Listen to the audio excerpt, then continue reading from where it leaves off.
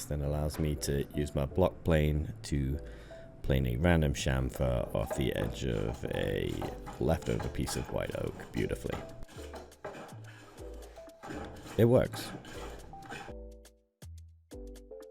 My HNT Gordon Vises finally arrived, and I wish it was this easy, but let's be honest, no delivery ever actually goes like this, and no unboxing is ever quite this quick and straightforward. Although I will say, big shout out to these packing peanuts that you could just throw in the sink and cover in water.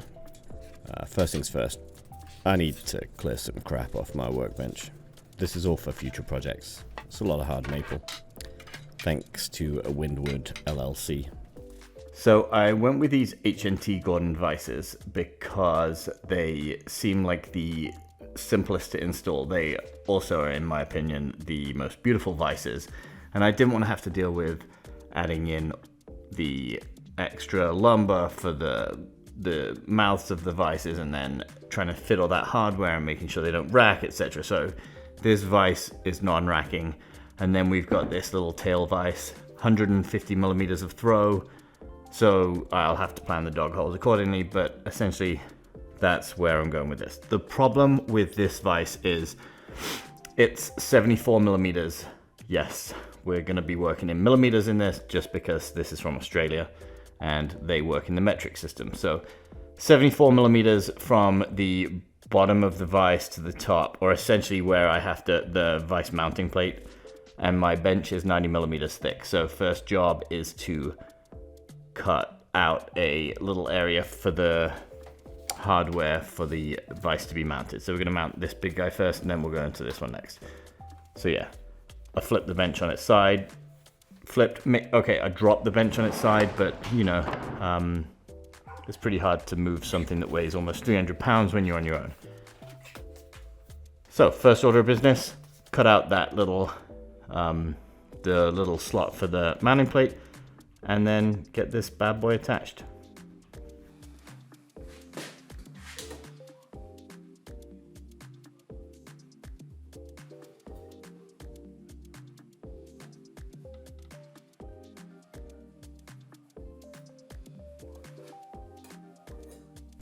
Alright, if my voice sounds kind of funky, it's because I've had a cold all week and I'm still not over it, but I'm sipping on some homemade throat drink that's pretty high in orange, ginger, turmeric, honey, probably some other awful ingredient. Anyway, definitely helping. But if I sound congested, that's why.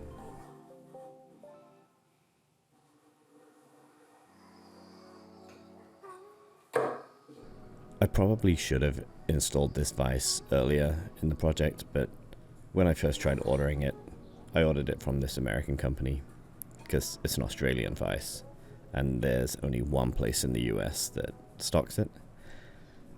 And I did that on the advice of the Australian company that I would get it quicker if I ordered it from the United States. What I didn't check was whether they had it in stock or not.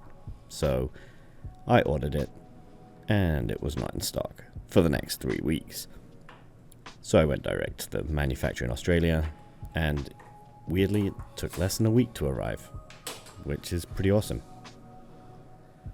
Although I did get it shipped to my old address, so that was a bit of a fiasco.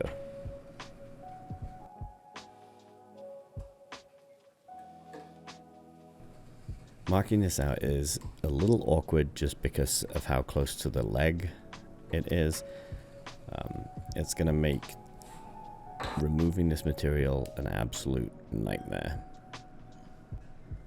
I decide my first line of attack is the palm router with an upcut spiral bit.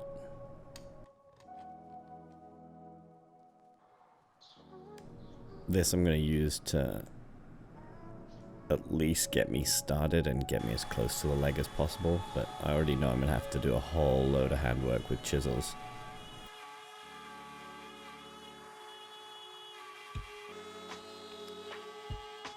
If there's one thing I've learned about using this palm router is that if you think you're going too slow, you're still probably going too fast.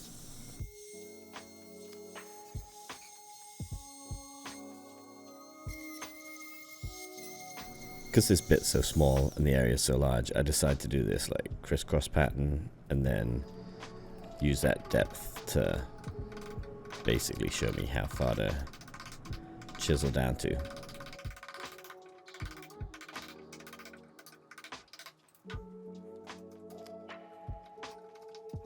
These nice Narex chisels make light work of the rest of it.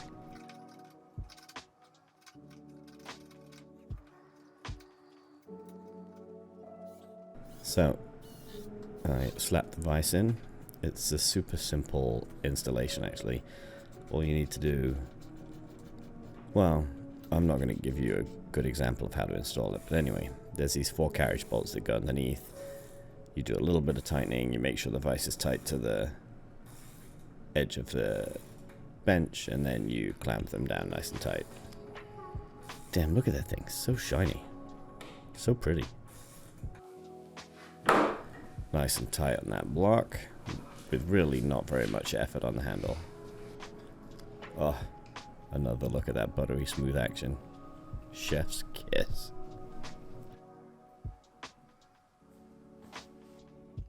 Okay, now that I have this nifty vise attached, next up is the tail vise. Got a bunch of instructions here. Let's have a look at them. Everything's in millimeters again. I'm sure that's going to annoy a bunch of people over here, but seems pretty straightforward. I need to router out a couple of holes, one main hole and then a secondary one for the top cover, and then I need to drill a hole all the way through to allow the chips that are going to fall through from there. Damn, this thing is pretty. All right, on to the next. After a quick read of the instructions, it's actually pretty simple to install. Just gotta notch out some holes for it. It really isn't very complicated. One of the reasons I chose these vises is because they're super simple to install. And let's face it, if I can mess it up, I will. Also the build quality, just look at them. The finish is impeccable on them, and they're just so smooth. This is my little trick, is to mark out the mortise. I guess it's a mortise in this case. Anyway, I mark it out with some blue painter's tape, and then I peel it off so that I can visually see where the lines are a little clearer than just with a knife line or a pencil line.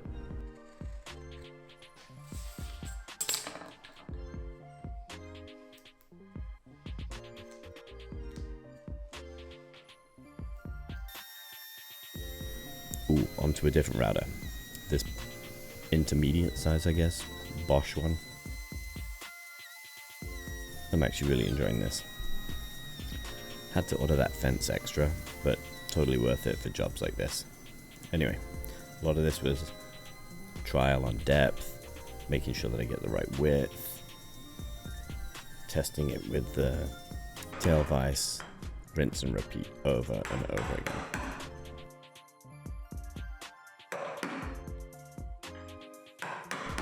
A little more handwork with those chisels. I mean, is it really a bench if you don't have to use hand tools on it and grip them like your life depends on it?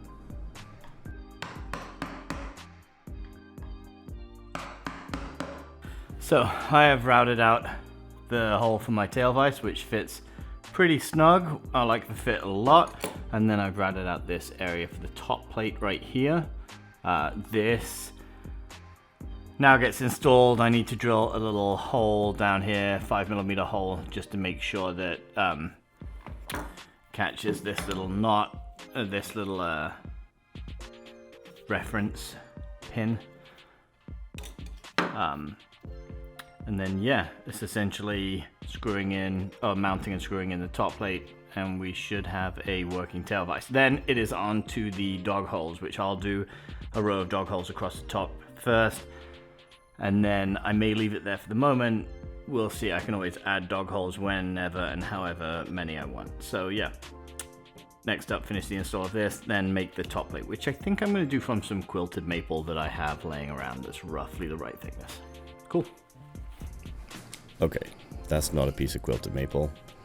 That's just an offcut of maple I had laying around from something. Anyway, it's gonna fit in there. But I'll let you in on a secret. I totally effed this one up. So I did go and get some of the quilted maple. And this is what you see me using here, the quilted maple. I cut it to size, cut out a notch, all to the specifications. It's a little thick, so I'm using the sander just to bring it down to thickness. It's too skinny for the planer, and I don't have a drum sander, so that isn't an option here. So lots of sanding. This piece is so quilted that if I put it in the planer, it would tear out. Drill a few pilot holes that are countersunk. This is an awesome little countersink bit that I got from Amazon. And then I just used some 1.25" screws that I have. I want to replace them with some slotted brass screws, but I'm in no rush for that. Then add a little chamfer to the end just to make sure that it keeps in line with the end of the bench.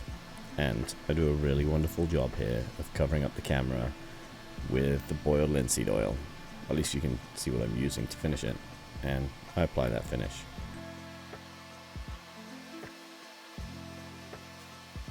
Look at how girly and quilted that piece of maple is. Well, you could see if I didn't put my fat hand in the way. And now this bottle of linseed oil. Oof, look at that. The action is so smooth. I will say it takes a lot of turning to get it from one end to the other, but whatever. I'm never in a rush. Well, actually, that's not true. I'm always in a rush. So this may annoy me a little bit, but I'll get over it. I gotta clean the bench off after making a whole load of mess. Put everything away. Reorient it in the space so that I can now drill some dog holes. I started with this Forstner bit, which wasn't deep enough to go all the way through, so I had to come back afterwards with a Forstner bit in the drill by hand and finish the hole all the way through.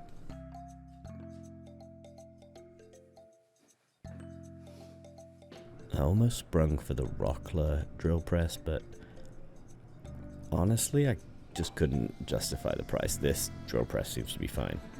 I mean, I had no issues with it. Not that I've used one that often, so I couldn't tell you what's good or what's not. I spaced my dog holes here at 5 inches. Gives me plenty of wiggle room for different size boards, so they've got plenty of options for holding my lumber down. It's a pretty sexy mallet you've got there, Anthony. I approve. Okay, yeah, here I am, drilling these beautiful holes. Look at those shavings. Oof.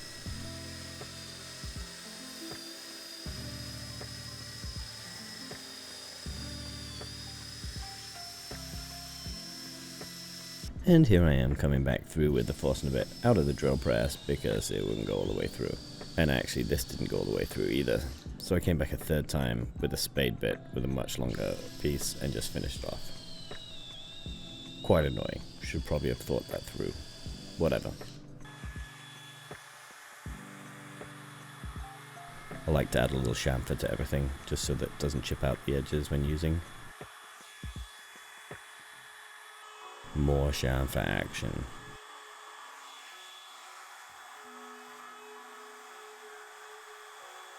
Here's a nice little shot of the stop action. It's a little brass dog hole that comes with the tail vise.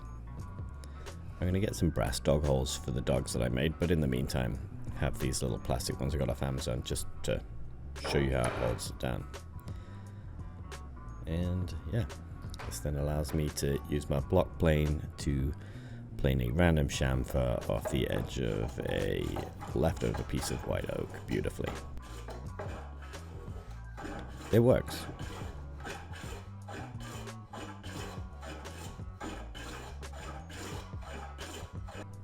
Come on, look at that quilted maple. Tell me that's not stunning.